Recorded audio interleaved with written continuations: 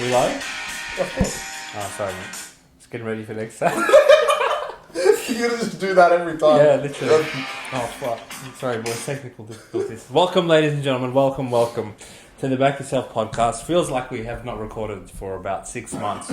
Such is the Easter Monday schedule in the NRL, where the games filter all the way into Monday. We are live, unfiltered, and just reacting to the Tigers' ambush back-to-back weeks. And they get the Eels again on Easter Monday. What a cracking game that was, right down to the wire. And the Tigers scrape it out 17-16. Chris, how are you feeling, my friend? Mate, not bad. What a cracking round we had actually for Easter, I must say. Like we said, it made it interesting with all the injuries, and it definitely made it interesting for a lot of the round. So, shout out to the Tigers. Great win just then. Yeah, absolutely. And, you know, the best part of Easter Monday is now we are 2 sleeps away from footy coming to our doorstep again. So correct. As is the nature of that, we'll be shooting our review of round 5 tomorrow. So we're just pumping this content out for you guys. We just love it. We love the footy. And let's start with what we didn't love on Thursday night. The Sydney Roosters fall to the might and sheer strength of the Penrith Panthers with no players. 22-4 at some stage, and you know, I don't even think that scoreline quite reflected how dominant the Penrith Panthers were. Chris, talk to me, mate. I thought you were going to leave this to you. No, because they were under duress. I'll have my say shortly. Okay. Roosters just got scared of Penrith. Simple as that. I think Roosters total meters, average meters per set was like 27 meters to end the game. And Penrith haven't seen those numbers since they had Kickow and Burton and all those players on their team, and then they wouldn't restrict teams to that many meters. I understand Collins and Linney were out. That's fine. You still have arguably like a matching pack with Penrith because Fisher-Harris didn't play either. Obviously, what we were mentioning in the review was that Yo wouldn't play as well, but Yo ended up playing, which seems like the trend of the round. But it still was despicable, to be honest, from the Roosters. Just showing their true colours of what they are. Couldn't make meters. I understand some of those tries were just a piece of piss, and I don't know how the Edwards turned into Benji Marshall and put it down. I get it. But on top of the fact you guys would just you're not getting down the other end at all. And look, I understand. The only thing I can sympathise with Roosters fans is that the Manu try, this is ridiculous. What an awful call. I think there's got to be, I understand the rule is black and white, but he actually went through the line. If he makes contact with a fullback and the fullback has an opportunity, then that's like a judgment call. He's not the line. He's just one man that's out the back. And it was completely on the other side of the field. So, look, I understand that NRL's trying to keep it black and white and just okay, that's no try, but I still believe that was just a shocking call. But I cannot say that even if they let Manu score that, it would change the game, because at that point they're already down 14-0. It would have been 14-6 maybe if he kicks it. I still think the Roosters just showed that they can't beat him without Cleary and Fisher-Harris, that maybe they're not ready to win this competition. That's pretty much it. Look, mate, totally agree with your takeaway of this one. Prime position for Roosters to make a statement in the league and show that they're actually worthy of being argued in that echelon of teams that can potentially win the NRL Premiership this year, but just let their fans down, let the punters down. I mean, you get Roosters plus 4.5, and they lose by 6. It's just pathetic. But the only saving grace was they actually deserved to lose by probably 16. So outside of a few backdoor tries, the scoreline actually doesn't reflect how much they got murdered without Cleary and Fisher-Harris. So. Chris mentioned that Roosters were down some troops, but obviously, if both teams were fully healthy, there's nothing for me to suggest that this wouldn't blow out even more in Penrith's favour. So, Roosters, after fucking running around like you won the comp against Souths, now when you actually had a competent team put in front of you, you folded. And honestly, there should be some soul searching done for you guys. What excuse do you have to make 27 metres per set? What do you have, the Souths outside backs that can't run? Well, they have great outside backs, and to your point, they've played 2 competition games. Well, maybe they've played 4 competition games. The Brisbane one was impressive. Don't know what the fuck happened in Manly, but you guys just kept dropping it. Yeah. You were like competent, you can say. We'll speak of that next. And you blazed them up, and then you played probably the most biggest competition you had and just folded again. Against Penrith, where was the ball's on the ground, I'm going to kick it and it's going to do this straight into Marta's hands, going to score. Where was it? No, there wasn't. Just to elaborate on Chris's no try comment, like, if anything, the back row actually did his job too well and went 20 meters through the line as their coach and hit Dylan Edwards 500 meters before the play. And I cannot believe that they had the audacity to be like, he's obstructed when the ball's in the corner of the field. Like, you literally have brain damage to do that. But in saying that, I have no sympathy for Roosters. It's Roosters. You can't, like... And now, like, we can't even get an honest account of them because they play dog. So, like, it's like the schedule makers knew, all right, they're going to kill Souths, they're going to quit to Penrith, and now, all right, we'll give them a layup. We'll go, here's dogs. Here's the silver platter. What do you mean dogs are good? All right, tell me how good dogs were. On Easter. No, I'm not starting South's dogs on Easter without you starting with South. All right, I'll start the professor. The professor, the Jason Demetrio, first of all. All right, you are mentally ill if you pick Dean Hawkins again. All right? He literally walks onto the field and the other team gets a 7-tackle set. He can't run, he can't pass, he can't kick, he can't tackle, so I don't understand. Like, how you guys managed to downgrade from Ilias is ground-shattering to me, but you guys pulled that off. Now, in saying that, this was a bit of a topsy-turvy game. Souths, like, came out looking flat, like they have the past 12 games that they've played, and Dogs get the jump on them, get a bit of good ball territory, and they're a bit, you know, you could say all over them for about 5 or 10 minutes, and then one horrific call from Dogs away, you blink your eye, 2 seconds later, Souths are up 10-0, and you're thinking... Oh, like Dogs, you made the grave mistake of giving them good ball, which no other team's giving them the whole season, and they actually were able to convert that into points because it's Dogs. And then you're thinking, all right, this can blow out. And then 2 seconds later, Dogs scored twice because Souths are so bad that I've never seen a team complete 19 from 19 in the first half of footy, and all the possession is with the other team. That actually South Africans break mathematics and physics. You're that ass. Essentially, that's saying that Souths were incapable of making any meterage on their own without getting calls, which is no news to us. Every time we've bet against them this season, we knew that they can't make 10 meters a set. And I must say, Souths probably the most underwhelming performance in a victory of the season so far. To only beat Dogs by 4 and not cover the spread, like, you guys are really bad. And that's also accounting for the fact that once Dogs got to 12-10, Curtis Moran dropped the ball on the line, literally on the line with no one next to him, preventing it from getting to 18-10, where that would have been your flick of the switch for you guys to quit for the game. And in saying that, after Curtis Moran again, the perpetrator of this match, he goes shots on, puts Cam Murray onto his neck and gets sin bin. And what do you peasants have to show for it? 10 minutes later, 2 points. So thank you so much, Souths. And I must say, like, you guys are... This was actually the game for me that conveyed to me how bad you guys are. And I don't know, like, what's going to save you throughout the season. The saviour. The saviour himself can't save you. So, I don't know what more I can say about South. Well, as bad as Souths were, they still ended up with the 2 points, and one team didn't. So, my turn to fire at Dogs. In my honest opinion, you could have put North Sydney Bears, New South Wales Cup, and they would have beaten Souths that day. Souths were absolutely despicable. Despicable. The worst... How do you lose a forward back to Sam Hughes? I don't know. But they lost it. And Souths just let you have the ball as much as you wanted in the 10. Like Zane said, they were 19 from 19. And it seemed like they were 10 from 19. Because the whole time, it was just Dogs having the ball. And for you guys to show 16 points... And to be honest, it should have actually been 12 points because the last try was just like the game was over, so it didn't really matter. And you guys had no chance at the end. So anyone that wants to sit there and thought you had a chance, you guys suck. Can't even score on your own line for the past 40 minutes. You're going to score in 20 seconds. Yeah, 2 more. So, Dogs, it confirmed to me there was one other team, but I have put now there is officially 2 teams that could come last between Dogs and Titans. Because... at this point, Dogs are still trying.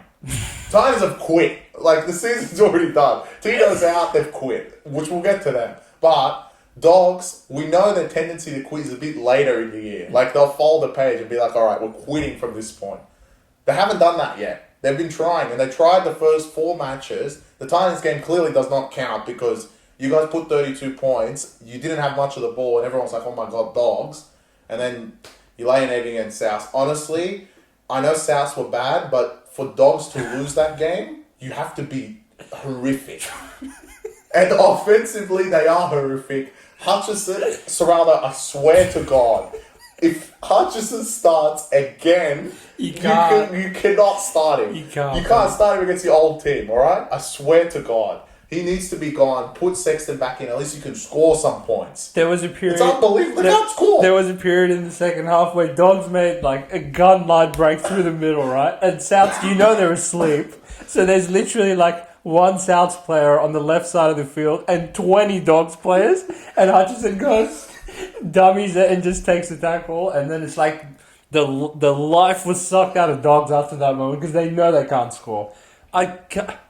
I can't believe Gus Gould and Cameron Ciraldo had the audacity to look each other in the eye and say, yeah, we're going to go into the season with Taff and Hutchison. Taff wasn't that bad. I feel like a break next week, I don't even have to be here. Just copy-paste my comments. It's the same shit. Taff wasn't that bad. Yeah, but every other week he's ass. Like, Yeah, Taff, yeah. like... He's better than Hutchison. This wasn't the round to nuke Taff because he was just, like, fine. But Hutchison, like, he's just... I'm not blaming him for being arse. I'm blaming the team for picking him, knowing that he's arse. Yeah. No, you can't put him as your halfback of your team, especially when you're 5'8".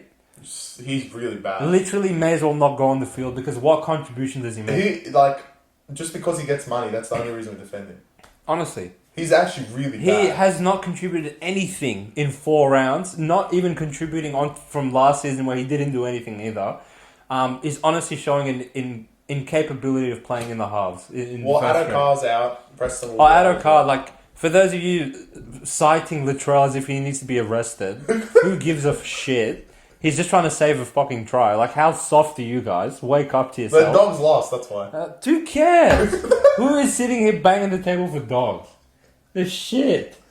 And now, you have Roosters and Melbourne upcoming. Good luck. If you're able to keep, like, either of those close, I'll be very impressed. Because now that we can understand that Souths are in the bracket of teams that are not good, the 2 competent teams you played, you got, like, beaten convincingly by, only scoring 6 against Sharks as well? 8-6. 8 and 6. Sure, like, you won the comp against the Titans. Yeah, but now they're really not going to score. Para and Sharks are known not to be able exactly to defend. right. So now you can't even score. I think I'll be very concerned if I was a Dogs fan. I give them A+ for the effort because they never waver. But we'll check in with them about in round 10 and we'll start see. wavering. That was like really bad, especially from Souths, bro. That was really bad. Souths, Demetrio, you got a lot of work to do this week. My goodness. The professor. Speaking of really bad, the North Queensland Cowboys, the only undefeated team entering this round, put an absolute shocking performance in to their older brother, the Brisbane Broncos, at Suncorp Stadium. 53% completion percentage. Adam Reynolds putting these ones up the whole game. Had Scott Drinkwater and his mates shaking in the backfield, and that resulted in a few errors that directly resulted into points.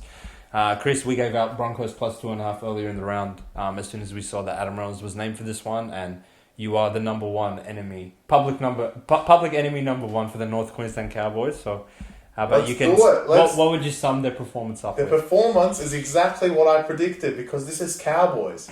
It is playing their way and that's it. If it doesn't work, it doesn't matter. I understand dropping in the back line is not their way. Drinkwater is actually pretty good under the high ball, just wasn't their day, they kept dropping it. But I'm not worried about those particular occasions. I'm worried about when you guys start doing tricky shit in the middle of the park and dropping the ball. It played to the conditions. I said this in the comment section of, someone's post.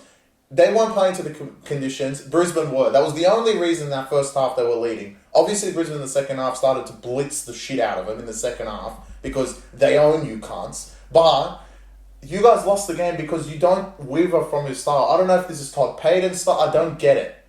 What is the problem with holding the ball? And what also frustrates me with Cowboys is, if you hold the ball and run it straight, I thought you guys had a competent forward pack. Just run it straight. You'll be able to split them. It's not like Brisbane were full strength that game anyway. Exactly. If they had Haas and Walsh, this would have been 60. Yeah, honestly, yeah, it would be. Because they just don't play to the conditions. And Cowboys were the worst, quote, the worst 3-0 team. There is teams that are 2-1 and some now 2-2 that are better than Cowboys right now. Cowboys suck. No one's seen it. Defensively, they're pathetic. One of the worst in the league. Absolutely pathetic. To let Billy Walters, and on top of the fact his substitute comes on, Tyson Smoothie, who can't even get a start at any other club. Honestly, at Dogs he would struggle to start. And he scored as well. Yep. Pathetic. Cowboys got a huge reality check. Fortunately for you rats, you guys get to play fucking Titans next week, who are a piece of waste. But shout out to Brisbane. Look, there's the review tomorrow. We're gonna be very against your team because just purely because good luck. By the sheer nature of the market. But you did not deserve to be 1-3 at all. No. Everyone undermined you after that Penrith victory. I completely understand, and it was a great turnaround. Showed that Brisbane are back. Adam Reynolds had a game, your boy. Yep. Put those spiral bombs in the air. Knew it was working, and he just kept doing it, which is the right way of doing it. Only if someone in Dogs knew how to do that. Kick one of those to Johnson, see if he catches it. Yeah, literally. But anyway, Brisbane played to the conditions. Cowboys didn't. Big takeaway is Brisbane aren't as bad as they are, and look, they made the runners up in the grand final. They were in the grand final last year for a reason. When Walsh and Haas come back, they're going to be another force to be reckoned with, and they just showed to the Cowboys, look, doesn't matter if you see us with no players or with players, in Townsville or in Suncorp, we're going to beat the shit out of you, and they did again. So big raps for Brisbane. Cowboys back to what you guys were. You're lucky to make the 8 as far as I'm concerned. You can't defend. Yeah, I want to give... add on to Chris's comments, big raps to Brisbane because they showed them like the difference in a top tier team and just a middle of the pack team. Cowboys, the problem with them is they confuse the rest of the rugby league world because you'll be scrolling through your phone, checking the scores of the week, and you'll see, whoa, 46, 42, 36. But if you're actually paying enough attention, you'll notice, Dolphins scored 18, Dragons scored 22. Knights scored 20. They never scored 20. I mean, the tries you guys were conceding are just pathetic. Just shameful. And it honestly just illustrates that you're not ready to compete at the top with the top team. And you guys are full strength. Billy Walters, it's literally like the 5th minute in the game. There's no excuse. I get like, all right, maybe you've defended 5-6 sets in a row. Everyone's like exhausted. And yeah, all right, fine. After that, like you concede a barge over because you're getting ready to defend shape out the back. But he literally just like picked the ball up and walked into the try line and put it down. Tyson Smoothie did the same shit in the second half. I mean, it's just not good enough, is it? No, it's not. It's not. So, Brisbane, I think like they were a little bit lucky considering the conditions because when, even in the pissing down rain, when Cowboys moved the footy around, they looked very dangerous. And as we said, we never doubt the fact that they can put points on in a hurry, but they just weren't ready to roll their sleeves up and do the tough stuff. For what seems like the 50th game in a row against Brisbane because every time they play them, they just get murdered. So, and the funny thing is, undermanned, they lost them on Friday night. The last time Brisbane went there, I feel like Adam Reynolds and a few other players didn't play. In Townsville, they murdered them. And then they murdered them in Brisbane last season as well. So, until like Cowboys are able to show me that they can hang in with Brisbane, I will put them probably multiple tiers below. Well, shows their pack isn't that good either. No one's scared of their pack, but apparently every team is. That's the really scary part. Again, the fact that you play Titans, just like it's the same shit as the Roosters, where like they get to play Dogs, you get to play Titans in an ultimate get right spot. But as far as like the one true test you had for the season, which was like 3/4 of a true test, it's a F written. I'll see you next semester, pretty boys. So that's all I have to say about Cowboys. Yeah. Wake up to yourselves.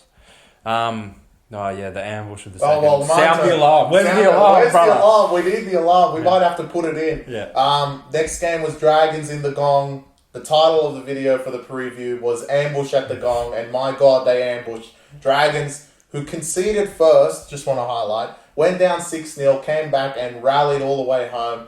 The St. George Illawarra Dragons were brilliant. Defensively, excellent. They did everything right, and the other team did nothing right. Manly that was the worst performance they've had all year. Dropping the ball across the park, had errors everywhere. I think, as much as I was saying on the podcast, a good spot for Dragons, I think I didn't expect Manly to play that bad. And it was kind of shocking. I was like, when are they going to click? We're all watching the game. I was like, they're going to click. Dragons going to concede. They could concede again. I know Dragons, but just didn't happen. It was the Dragons' night, and Sloan with a double showed that the Dragons, again, are not the doormat of the competition. There's no way they're coming last. No. With Ben Hunt and everyone else playing much better, the forward pack, like I mentioned in the sound the alarm, was much, much better, and they proved it. They took it to Manly and got the job done. Manly, look, to start, like I said, you guys are 2-2, but you're still better than Cowboys in my mind. And it's Manly. the same fixture, right? And everyone's like, well, Cowboys just beat them last week. Cowboys were a knock-on away from losing to Dragons by 50, if not more, because the way they were conceding tries. So, look, I understand Manly just lost to Dragons and these guys just beat Dragons, but I still would regard towards Manly more that they can still make the 8, and if they're lucky, they might make the 4, because everyone seems to be tripping up. So everyone has an open chance, except Penrith. They're going to be first no matter what. So, look, I think it was more Manly bad than Dragons good, but shout out to the Dragons. They had a great performance. Shout out to the Zarafos brothers. I know you guys, well, one of you went to the game. And you guys, it must have been popping off because the Dragons came out and put on a show. And you guys are 2-2 with Manly, which is insane to say when Manly started 2-0 beating South and Roosters. You guys are both 2-0, which is 2-2, which is insane. But shout out to the Dragons. Shout out to everyone on the podcast that believed in me, believed in the upset alert. Well done, mate. If you took +8, fair play. If you took head-to-head, you guys are my real brothers. Yeah. Dragons were home, and it was a great start to a Super Saturday with the Dragons' victory at the Gong. No, absolutely, mate. And this one for me was a bit hard to actually analyse walking away from it, because how much credit can I give Dragons when I know that that is probably the worst Manly could ever play? I honestly don't think Manly will play that bad for the rest of the season. But in saying that, to me, it's a bit similar to the Dragons' ambush in Gold Coast of round 1, right? So they kind of frustrated Manly in a way where that shit that they do where they shift the ball out to the edges works for them more often than not. And every time they were doing it, Moses Sully, Jack Bird, they were ready right up there in Turbo's face, ready to make tackles. And you won't see Turbo drop the ball 5-6 times like that. And again, for the rest of the season, where 10 minutes in when there's literally 8 Dragons on him and he does this to set up the first try of the game. I looked at Chris fuck, that's not ideal way to start, right? But then in typical Manly fashion, 5 minutes later, Dragons hit back and never really looked back again. I don't think Manly led for the rest of the game. Dragons got this all the way to 20-6, and after 55-6 more at the end of the game, they do an inside ball to Olakau'atu and he scores. I don't know what took him so long. But to analyse the Professor Anthony Seibold, I don't think he adapted their game plan when he realised what he was doing wasn't working in terms of shifting the ball left to right. And I thought it was great coaching from Shane Flanagan to be prepared for that. He owns it, mate. It's actually wild how much of a difference 1 week makes in footy. So Dragons hold Titans to 4, and then now we know Titans can't score on this shit, right? So we're not as impressed, but how could you envision seeing Dragons hold Manly to 6 for 75 minutes into this game when they gave up 82 points in the last 2 weeks? Hell of a turnaround from Dragons. I want to give them a round of applause. They played awesome.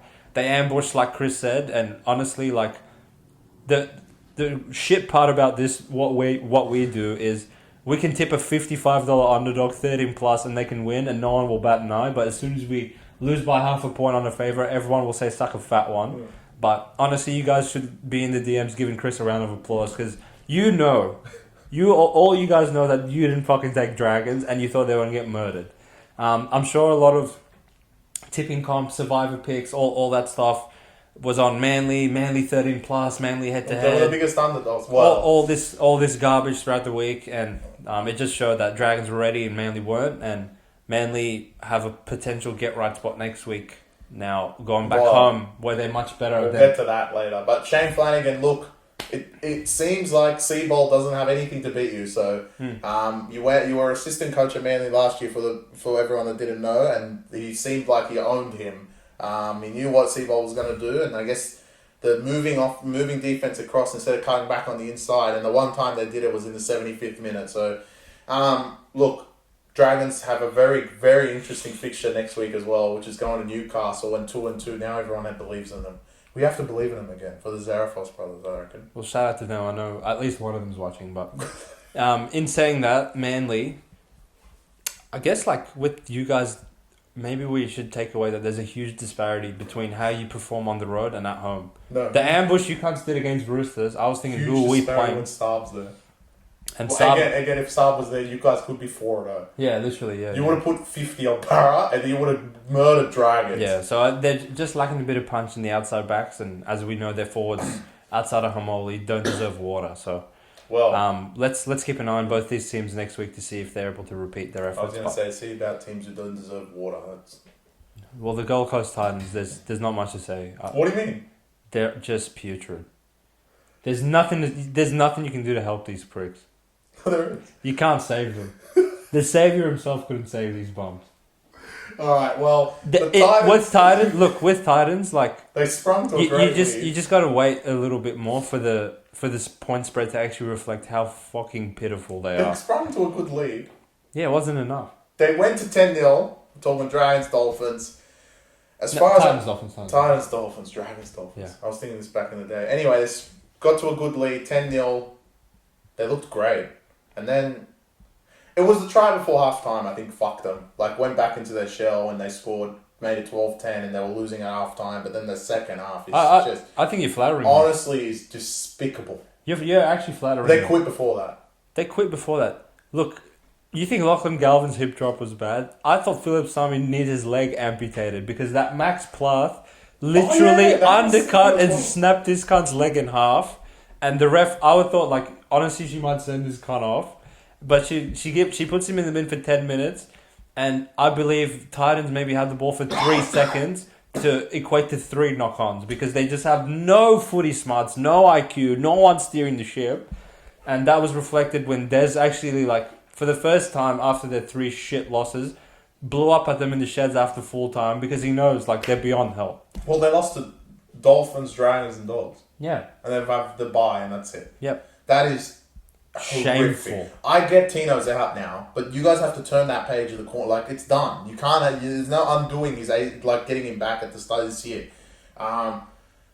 Shameful. Like, Yeah, awful. all 3 games they've lost by 16 or more. Yeah. And, you know, like, fair play to Dolphins. They came out a bit rusty. Probably, like, didn't take Titans as seriously coming off their bye weekend. And before you know it, they blink and it's 10-0. But honestly, after that 10-0 mark, I don't think Titans did anything right for the rest of the game. Drop balls, stupid errors, shit penalties. And to top that all up, just horrific defense to concede 28 points on the trot. You guys truly are alarming as to how shit you are. Well, I don't know. What does Des do in this week? Nothing, bro. Like I say this time and time again for Souths. Like, there's only so much coaching you can do. What can you say to these Titans shit players to get them to perform any better? They tried. The problem with Titans is I don't think they quit. They tried. They've honestly tried in all 3 games. No, they didn't. They tried. I swear to you... It was 10-12. How can you blow it out to 30? I swear to you, Titans have actually tried their hardest in all 3 games. Effort's not the problem. You tried against Dogs. They tried. To hold them out for 10 hours and only be down 6-0, they tried. Against Dragons, they tried for ages. They just couldn't score. They can't. They tried for half a game. Mate. They tried for half a game. Yeah, and then when it doesn't work, they give up. Which Literally, if you look, halftime was 6-4 Dragons. Yep. Halftime in the other game, other than the 10-0, was 10-0 because of kick out stupid. Yeah. And it was 12-10. 16. Yeah, 12-10. Yeah, 12-10. It's not a mountain that you have to climb. You have to go climb Mount Everest. You're in the game. So what does Dennis say to them? There's nothing. Go quit. There's nothing you can say. Literally, because it doesn't make any sense. They're not.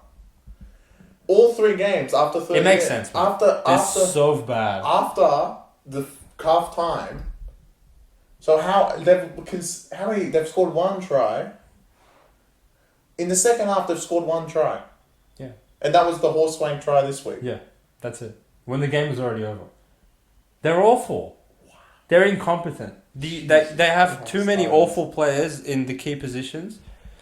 Look, I made a point of it in the preseason, but I didn't see it being this bad. They're really, really, really bad. I thought in the preseason they would be fine. No. There's David. I thought, Tanner Boyd, Foreign, suck. Randall, that's really bad. But you can kind of get play around that with your backs and your forwards. Campbell was like a good addition back in. He played well. David Fafita on limited minutes. He had a crack. I don't think you can say anything about either of those two. It's hard to even allocate blame because everyone's so bad. Everyone sucks. That's all it is. There's just no helping them. There's no helping them.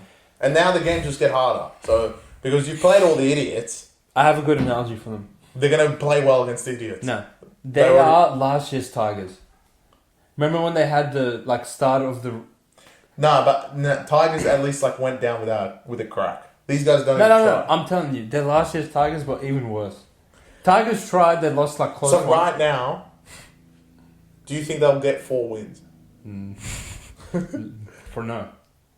Yeah, I think right now I would say no as well. They have to beat 4 teams. But the problem with them, they've already got a dogs, dragons, and dolphins out of the way. Who are they going to beat? Tigers, Cowboys next week. Well, who can beat Tigers? We're getting to them, but everyone. I don't feel like there's really much to say on the Dolphins side of this game. Good character. They showed that they hung in there long enough, even through the sin bin period, to get back to 12-10. Never looked back once they got to 12-10, but. I was not impressed by Dolphins there. They wanted to lose. They were trying to lose. Titans just didn't want to give it to them. Literally. So I don't think next week's going to be they play Tigers. The unstoppable. Both can they three-peat? The unstoppable forces, which is actually a pretty interesting game now. Yeah. Yeah. One of them has a three-peat. I think Dolphins can play much better. They played pretty bad against Titans, but. It still resulted in winning 16. That's why Titans. You won't know that looking at the scoreboard because it's hard to quantify how bad Titans. How many people in the world are going to tip them this week? Coming 0. No, there's got to be some Titans. Clarkie will tip them. Clarkie will tip them. That's it. I think even Clarkie's off them. Clarkie might be off them. Mate, this is They're awful. Fucking so bad. Wow. Look, just despicable. Titans just wins for you guys is just losing within 10. Do you need players? They need help. I reckon I'll go play center. They need help, mate. They're really bad. Catch the ball. Well, I don't think Sami will play either. Yeah, he's dead. God, they're really bad, Chris. Well, I guess Fafita will start. Woo. Yeah. Good luck. Yeah. We'll save that for the... We'll talk about Titans in the preview. I thought there was going to be a bounce back, but when everyone on BackYourself Premium thought the same, but... Maybe I was just thinking off the Dragons high. I don't know. It was a bit of we were high on dopamine. Well, high on dopamine this from Dragons. But yeah. Well, it seems like we weren't the only ones to think that because this only closed at 2.5. Everyone's asleep. I thought this would at least be 5. Everyone's asleep. That's really bad. If Titans had covered one of their games, let's say hypothetically they covered against which one? No, I don't want to entertain this. Because so bad. Because hypothetically, Titans was not the right side. Yeah. That's what my point is. But I don't want to be on the wrong side of them. Yeah. And if they weren't going to bounce back now, when were they? Yeah, agreed. That's why I'll be hesitant to back them until they play Raiders. Because it's just finished now. Yeah. Your season's over. You guys... 3 rounds. 4 rounds. I said, from now on, every year there's a team that's oh, good, they kept it close this round. That's you guys. Because you're really, truly awful. Yeah. Wow. Really bad. Speaking of truly awful, well, your team, the Newcastle Knights, they went to New Zealand to play the Warriors, and I came prepared. Even before this weekend's games kicked off, that I was going to scream at Knights, but I actually want to give them a round of applause. I think Knights, you guys were considering how many troops you were lacking, and considering the logistics of playing on a short week, going to New Zealand while the Warriors have been there for 2 weeks straight. And taking the champion into another country, I thought you guys actually played really, really well. Did not crumble under the pressure of the Warriors, getting repeat set after repeat set on your goal line, essentially dominating possession for the entire first 40 minutes. And then obviously you score some horse-wank try before half-time to cut this to 12-6. And even while I never thought you guys actually had a chance to win this game because you were playing catch-up the whole time. You had every reason to quit and you didn't quit. And if anything, you cut this to 8 to cover the closing line where you were rewarded if you were on BackYourself Premium and took the Warriors at -5.5 when that was the spread. earlier in the week while everybody was sleeping. So, if anything, I actually left this game thinking Knights, well done. Might sound weird, but it was actually your best performance of the season, even though you won last week, because you were horrific last week. But question marks for me over the Warriors offense. The whole world's coming at us with pitchforks to say that Nickel Clockstar is going to fix their issues.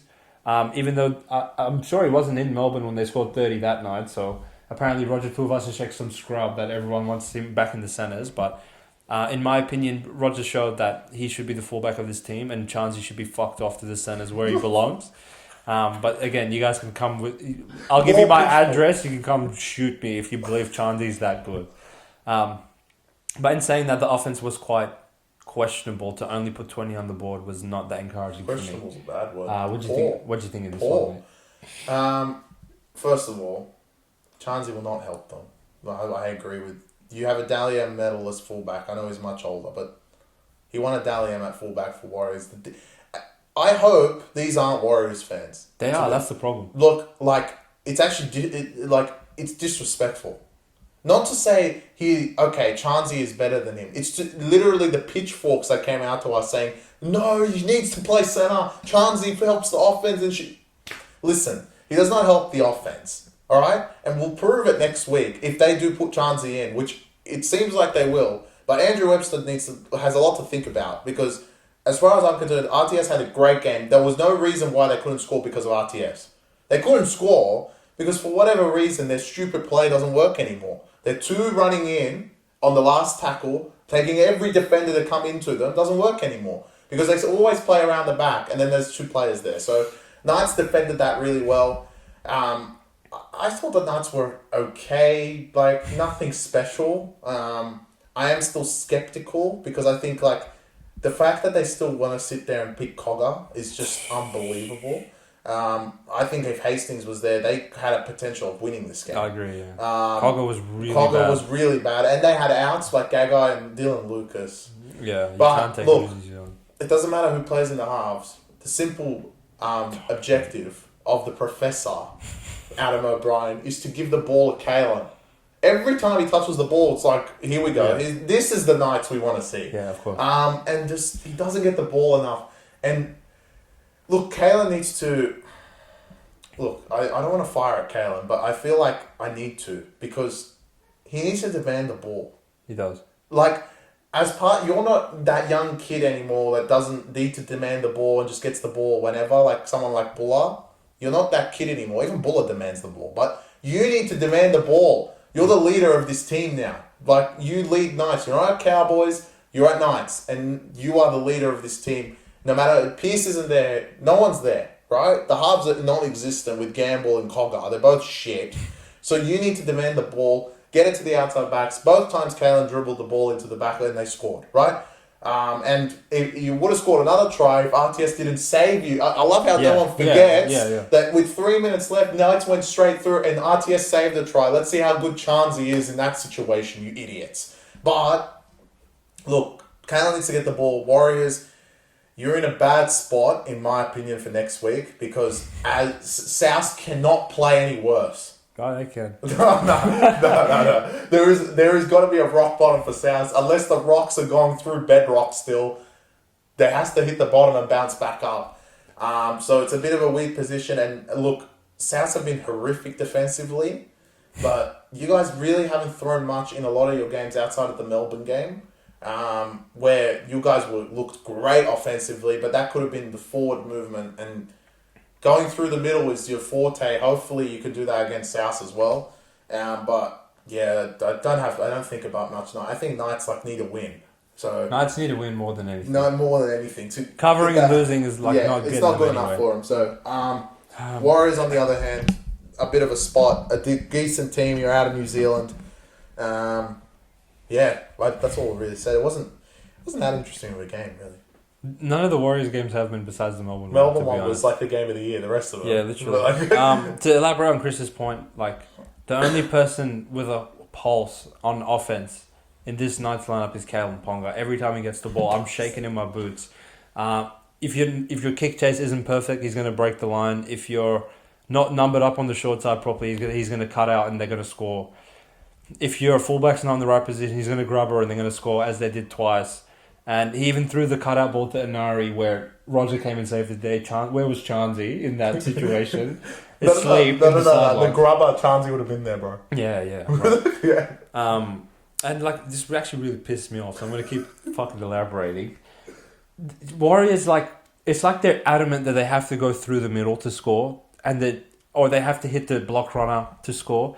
It's not that they're incapable. Like, how insulting you pricks are to Roger Tuivasa-Sheck to insinuate that he's not capable of shifting the ball and tuning into the backline and either cutting out. They're not doing it.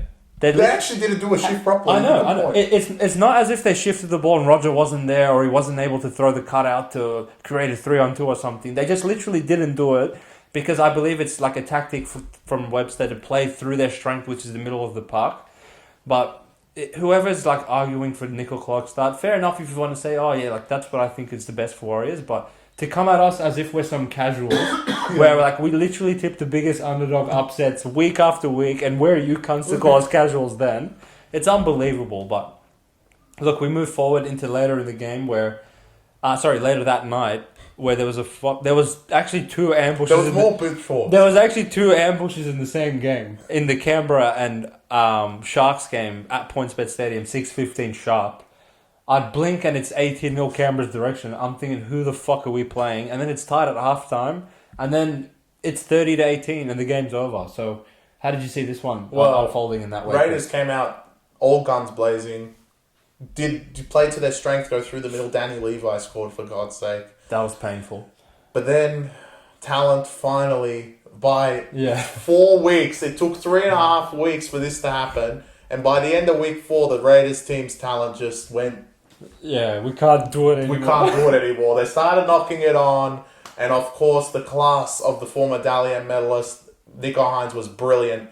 The backline were outstanding. Shout out to Ronaldo. You were insane on the wing. Yeah, agree. The whole team just fired up, as bad as their pack was. And look, the money shift for Raiders was from plus 6.5 all the way into 2.5 on game day. Closing in on what? You're never going to get 2.5 at PointsBet to a team that is not going to make the 8, and we can strike that through. I think that, look, if Raiders weren't going to win this game, to the strength that they had and how bad the Sharks forward pack was, there's games they're going to lose to weak forward packs. It's just going to happen.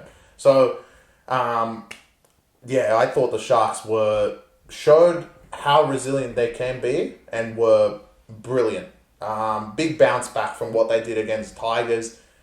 What I have understood from this whole round is that other than Penrith, of course, the scumbags, no one wants to win the league. Yeah. Everyone is 1 week shit, 1 week good, this team did this. Everyone's playing like idiots. Like, at the moment, you could probably put Penrith and you could probably put maybe Melbourne because they have a bye. Well, we'll see next week. But my issue is, and why I go back to the Sharks, is if they just fucking won last week, no one would be saying anything. Everyone would be like, oh my God, Sharks are 4-0. Like, last week was an easy opportunity to lose to Tigers, which we've figured out today are a wrath of another force. But still, you could have won that game and you would have been 4-0. That's the only thing that pisses me off about the Sharks.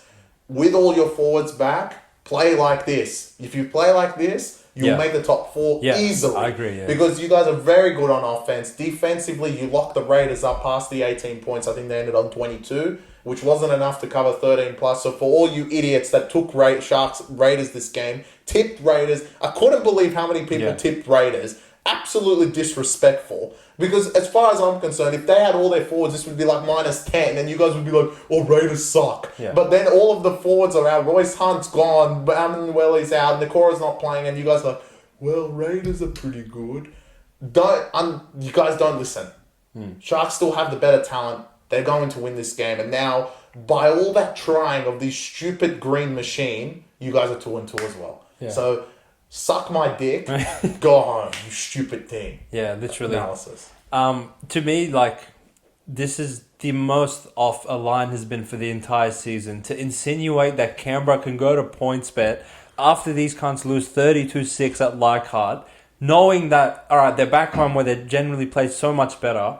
And, I mean, Nico Hines is a Dally M medalist for a reason. He's not going to kick the ball 3 times out on the full and play like a peasant in 1 week, and then follow it up and do the same garbage the next week. So I don't know what people were expecting out of this game. They're just the wrath of Raiders. It's just like such a lazy take to say, oh, Sharks lost last week, they got pumped by Tigers, and they have a couple forwards injured.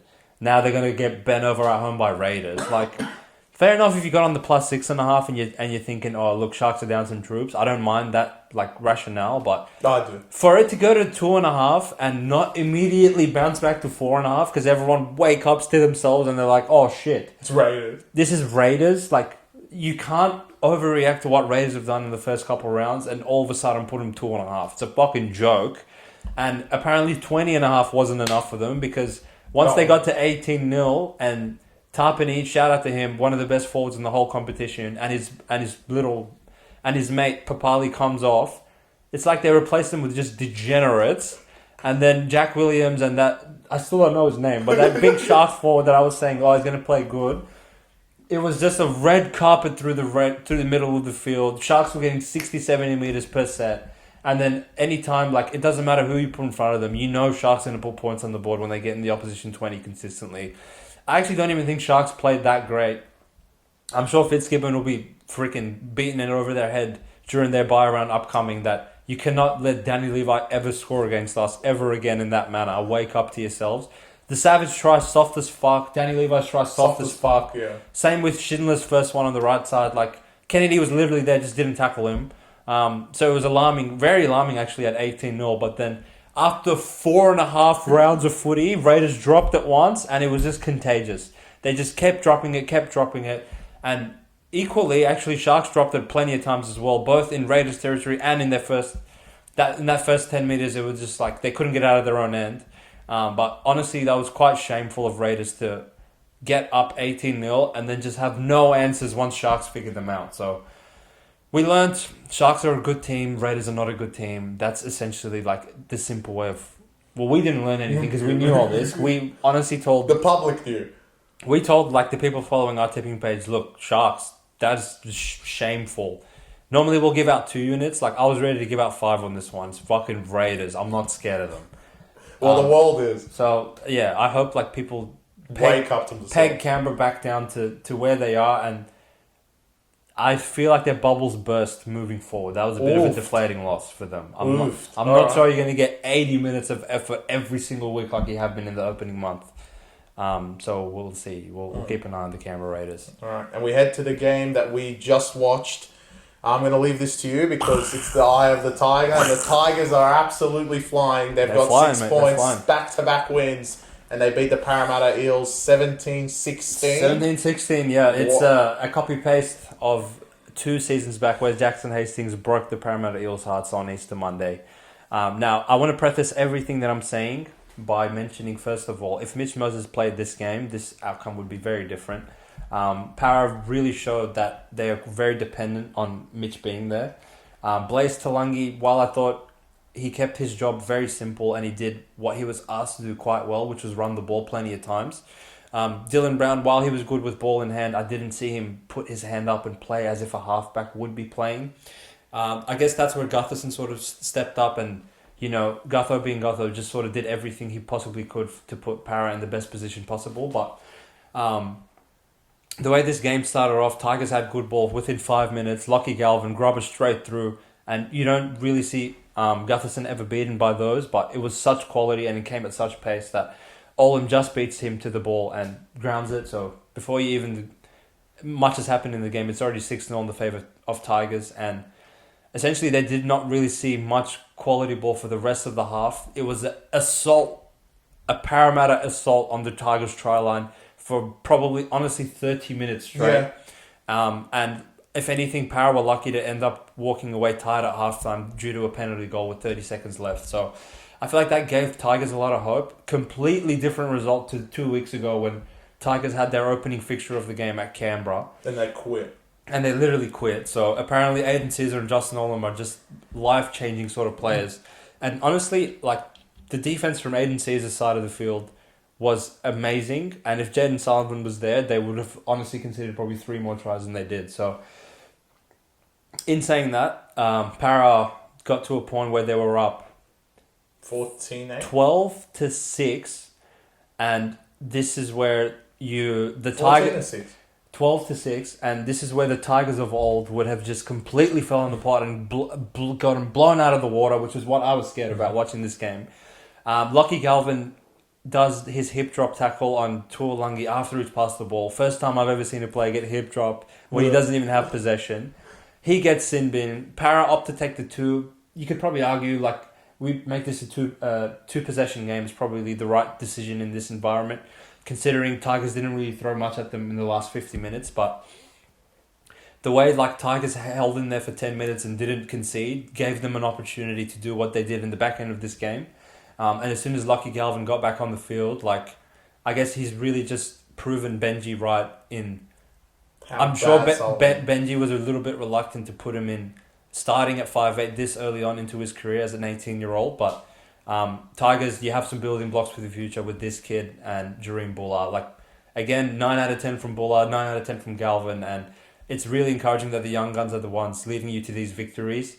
Obviously, you're always going to have the contribution from Appy in the middle, and he was awesome again. Forward pack, like, even though they were tiring a lot, they found that extra 5% that they needed to get the result here, and Aiden Caesar hits a bit of a wonky field goal at the end after they get them in good position through the error of Morgan Harper, who honestly looks like he has arthritis on the field. It's really scary to watch him play. It's scary to watch him play. But the theme of the round, like I mentioned, is that there's 2 teams that want to win the comp and everyone else is tripping over each other, and Parramatta did the same.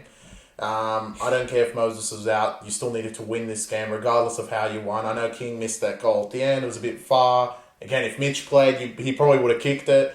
But regardless of all that, you should have swept that game within that 30-minute period that you had the ball and you couldn't get the ball over the line, which is a concern because Mitch is not back in 2 weeks, he's back in 8 weeks. And you really need to get these games even, otherwise you're going to be a little bit behind and you're going to do a lot of chasing towards the end of the year to make the 8.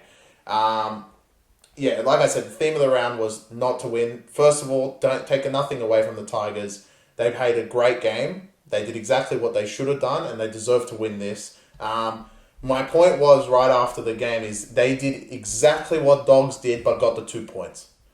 Para were maybe not even as bad as South. South were probably played worse than Parramatta did, and yet Dogs still lost. Parramatta played off their game, probably their worst game of the season so far. Maybe the Penrith game you could argue was close, but the worst game of the season, and a competent team beat them. And Tigers are competent. They're not going to come last. Now they're 2-1. They're nowhere near Titans and Dogs. Those two are just completely out of the way. And Tigers and Dragons both showed this week that they're not going to be the doormat of the competition. So shout out to the Tigers. You got a big game next week, which gives you an opportunity to maybe start 3-1 because the Dolphins aren't really red hot at the moment. But you both won back-to-back games by some miracle. The gods of the NRL have put this draw together for one of you to be 3-1 at the end of this. Well, Lucky Galvin will be out. That's the only concern. The only concern is Galvin out.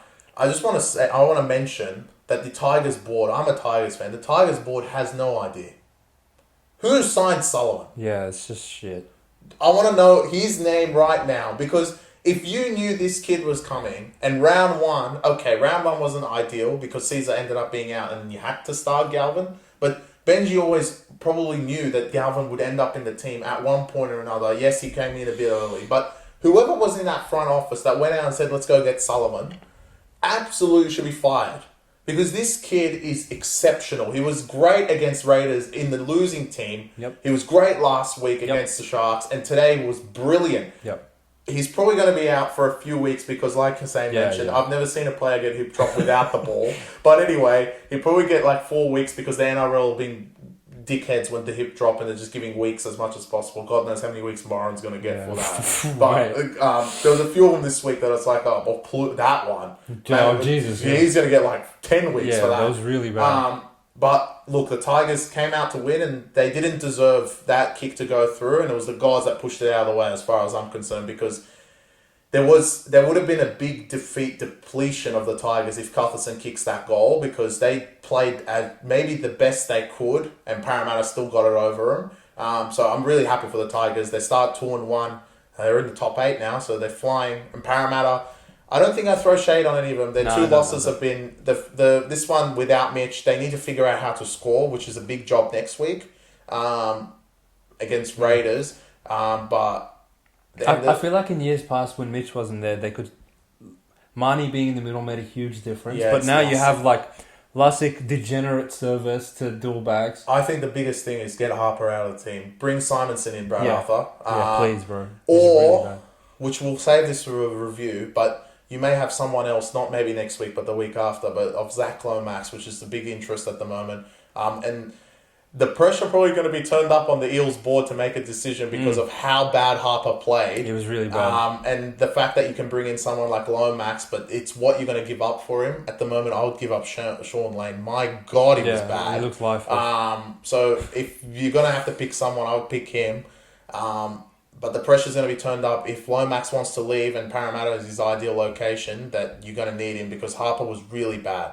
If that's not going to happen, I would actually bring Blaze out to the centres. I think he's very quick. He looks all right. He looks all right. Or you bring Simonson in. I think Simonson would probably rather him on the wing, but we'll see how Parramatta field the team. Fuck, Parramatta could go back to Dillbags and Azzy. It'd be better than this. Yeah. I mean, he's still there. They were much better. They beat Penrith with him. Yeah, So, literally. Look, I think there's a bit of shade.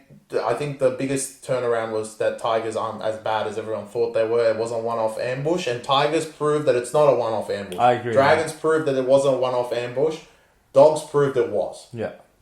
Simple as that. Totally agree. I think the And Titans, they didn't prove anything. The takeaway from this game is Tigers are not the doormat that everyone expected them to be. I think with Sullivan, they would be a doormat, but Caesar and Galvin have shown they're pretty competent and they don't have to do as much as probably a lot of other halves in the league do because of what Carousel provides in the middle of the field. And I was a little bit skeptical with Tigers, knowing that, okay, sure, like you gave an ambush in Leichhardt when everything was going your way and the moon and the sun aligned for you to perform that way. How are you going to come out in, 4 p.m. on a Monday afternoon with conditions suited for how Para want to play in Bank West on a big stage? Like, are you going to show that grit and determination and resilience again? And they absolutely showed it again. Honestly, if South played half as hard as Tigers have been playing, they would probably have 3 wins. Yeah.